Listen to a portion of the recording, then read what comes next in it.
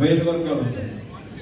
కానీ నేను చూస్తున్న చాలా వరకు చెప్పడం ఉదాహరణ, రెండు వైద్య వర్గాలు ఒకే పార్టీకి పనిచేసిన వారు వేరు వేరు శిబిరాలు పెట్టుకున్నారు తప్ప ఇటువంటి చారిత్రాత్మకమైనటువంటి సభ జరిగిన సంఘటన నేను చూడలేదు.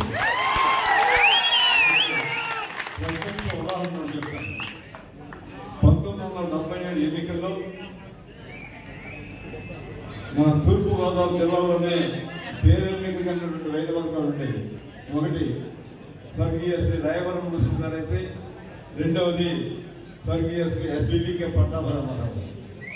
ఇద్దరు కూడా కాంగ్రెస్ పార్టీలో ఉన్న ఆ ఎలక్షన్లో పట్టాభరామారావు రాయవరం మున్సిపల్ గారు సపోర్ట్ చేస్తూ వేరే వేరే శిబిరాలు పెట్టుకున్నారు తప్ప కలిసి శిబిరాలు పెట్టుకున్న సంఘటన నేనైతే చూడడానికి ఒకటే నేను రాజకీయాల్లో ప్రవేశించాను.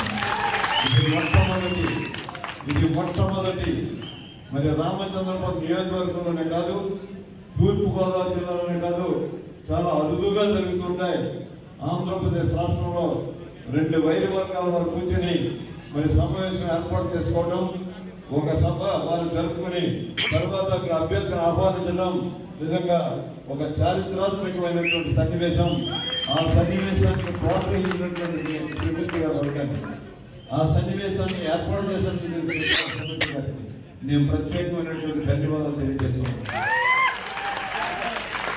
ఈ నియోజకవర్గం మరి వాక్య గారు నాకు కూడా రాజకీయ జన్మనిచ్చినటువంటి నియోజకవర్గం. 3 సార్లు శాసనసభ సభ్యుడిగా, ఒకసారి మరి గౌరవ ముఖ్యమంత్రి గారి ఆశీర్వాదంతో, అది కూడా మీ అందరి యొక్క సపోర్ట్ ఉందనే ఉద్దేశంతో, సపోర్ట్ ఉందనే కారణంగా మరి శాసనమండలి సభ్యులుగా చరిత్రలో ఒక వెనుకబడిన తరగతుల వారికి పార్లమెంట్లో స్థానం లేదు ఇప్పటి వరకు కూడా. అటువంటి స్థానం కల్పించినటువంటి గౌరవ ముఖ్యమంత్రి గారు మీ అందరి యొక్క ఆశీర్వాదం వల్లే, మీ అందరి దయ వల్లే ఒకసారి నేను ప్రశంసించబడినటువంటి సమయం సందర్భం కూడా.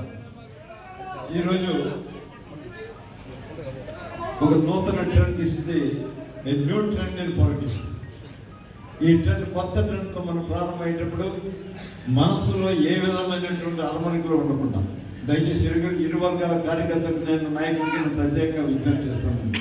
మనసులో ఏ విధమైన అలమణికలు ఉండకుండా మనందరం ఒకటే దాంతో మనం పోరాడితే విజయం మనకు అందుబాటులో ఉంటుంది. దాంట్లో ఏ విధమైన సందేహం లేదు అనే సందేహంగా మనకు అందరికీ ఇవాళని దయచేసి మిమ్మల్ని అందరినీ కోరేది ఏంటంటే, ఆయనకి నాకేమీ సరైన తగాదాలు లేవు, వ్యాపార తగాదాలు లేవు. రాజకీయంలో ఆయన పార్టీ గురించి, ఆయన పార్టీని పరిరక్షించుకోవాలనే ప్రయత్నం ఆయన చేస్తుంటారు.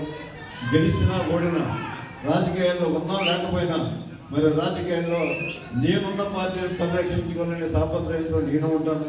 అది తప్పని మాత్రం ఏ కార్యకర్త కానీ ఏ నాయకుడు కానీ తప్పని భావించను. దయచేసి మరి మనందరం ఒక ఆత్మీయ సమావేశం ఇక్కడ పెట్టుకున్నప్పుడు దయచేసి ఏ విధమైనటువంటి అరమరికలు లేకుండా దయచేసి కలిసిమెలిసి ఉండే ప్రయత్నం చేయండి అని మనందరినీ కూడా నేను కోరుతున్నాను.